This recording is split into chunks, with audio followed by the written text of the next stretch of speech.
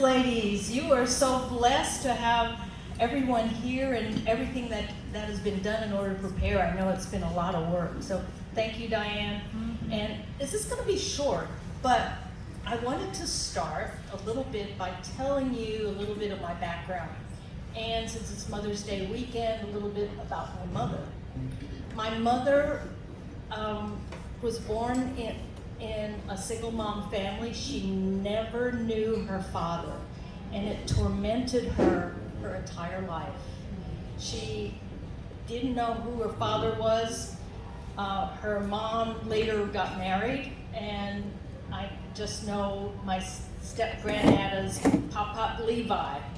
And I would sit on Pop Levi's lap, and he had a big belly, and I always fell off because I couldn't quite make it. And he was very stressful. He was in construction, and he would say, "You're never good enough." She wanted to be a secretary, and she wanted to go to secretarial school. He said, you're too stupid. You could never do that." Can you believe a dad would say that? That was very bad. And so she had very low self-esteem. And then one of the things, since he was in construction, she learned how to drive a dump truck before there was power steering. Wow. So she was a strong woman physically, and she was strong mentally. Then she met my dad. They got married, and there were more struggles. The family she married into was in a little different social strata than what she was in. They were in legacy churches, going back on my dad's side of the family. We had a stonemason that actually built the church that I grew up in and all of my relatives grew up in. And she just felt like she was never good enough. Okay, that's my mom. Then along comes me. And I have a younger sister as well. And we grew up, and our family was a very good family. We were raised in the church. My mom always encouraged me to try and do things. And I love pleasing people. I love pleasing my mom. I love pleasing my dad. And then I love playing sports. And this is a funny part of the story. In the town that I grew up in, there was probably 12 houses in the town. There was a cow pasture across the street from me. And you know what, ladies? I used to play baseball with the boys across the street. And I loved it because I could be just as good as them. And my dad didn't like me playing because he was afraid I'd get hurt. But I always thought, well, what would happen if I hurt them? You know, so I also always tried for something else.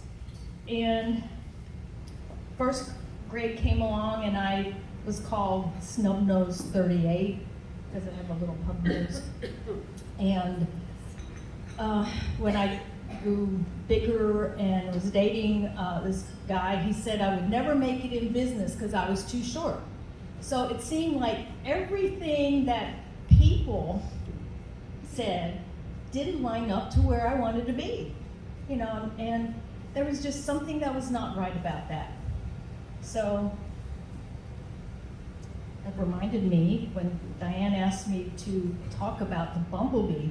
Do you know that in the 1930s there was I would say it was an engineer that did some research, and he said bumblebees should never fly. They should never fly. And it kind of reminded me of me and my story. All the people that said, you cannot do this. You cannot be successful. You are not good enough. And same struggle my mother had.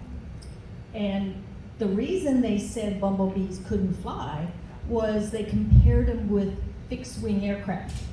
And aircraft have long wings, so that makes sense. Bumblebees probably, since they were so big, should have big wings. Well, recently there has been quite a bit of research on bumblebees and hummingbirds and other kinds of bees. And you know what they found out? There are two things about a bumblebee. They have the wings, but they flap 230 to 250 times, get this, a second. Wow.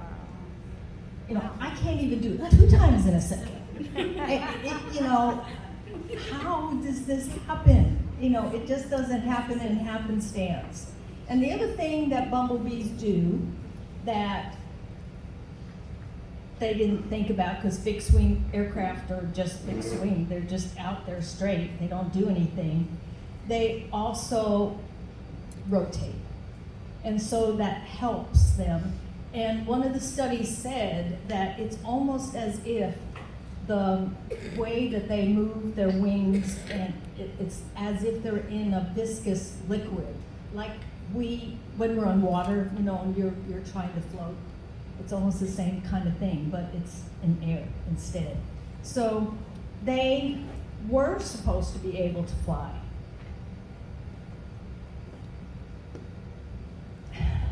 So the next time someone tells you a bumblebee shouldn't be able to fly, you should be able to tell them that's a myth. Don't believe it. You can do it. Okay. So bumblebees can fly. Everybody say that. Bumblebees can fly. Yes, thank you. Thank you. So what does that mean to me? What does it mean to each one of us? So, and this is not, young ladies, this is not grammatically correct, but I'm going to say it anyway. God did not make no mistakes. Right. Mm-hmm. Right? Right? We are fearfully and wonderfully made. So, back to my mom, after years of struggle that I told you all about, do you know what she found? Let me show you here. She found, what's this? The Bible. And in the Bible, there's a chapter called Psalm 139. And I'm not going to read it. We've all been here all day, but I'm sure you've heard part of it. She found out that she was fearfully and wonderfully made, and that she was known in her mother's womb even before she was born. And so she became accepted into the body of Christ. And I have many of her Bibles. I see how she did find this even after she went on to be with the Lord. So I knew that she did good and she was great. And then as for me, what I found out is I was able to be successful too, as Diane mentioned a couple of things. I was in the first class of women to graduate from Lehigh University in Pennsylvania.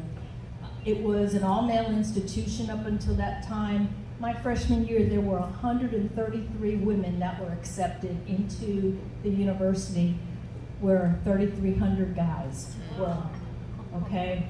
And then after I graduated, for 30 years, I was in predominantly all-male career path. The last one, and this is really kind of interesting, I worked for Airbus helicopters.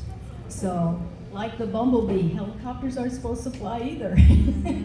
So it's not a coincidence that we're talking about that today. So when I was working for Airbus, I was in a high stressful position. I was leading about 30 people as we were doing a $1 billion proposal for the government. And I was stressed, crazy stress.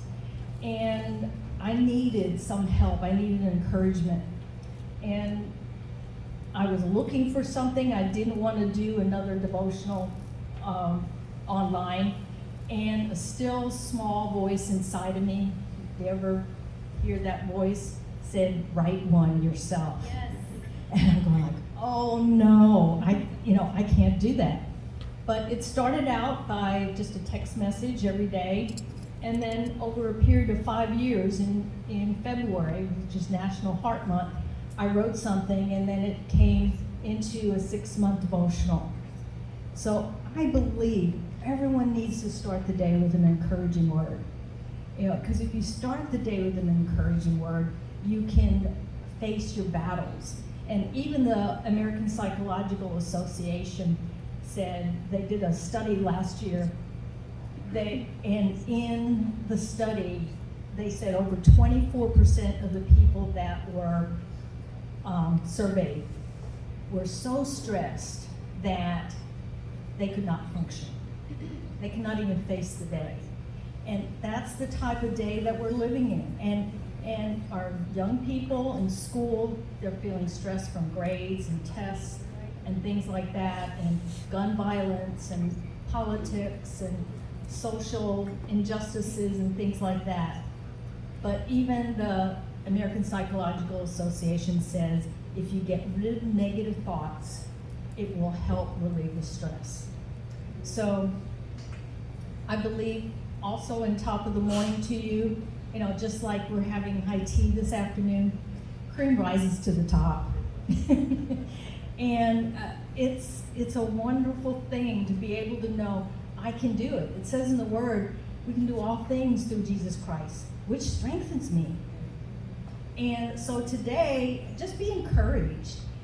Each and every one of you are fearfully and wonderfully made, and God has a plan and a purpose, and He's going to see it through to the completion of Christ. So thank you.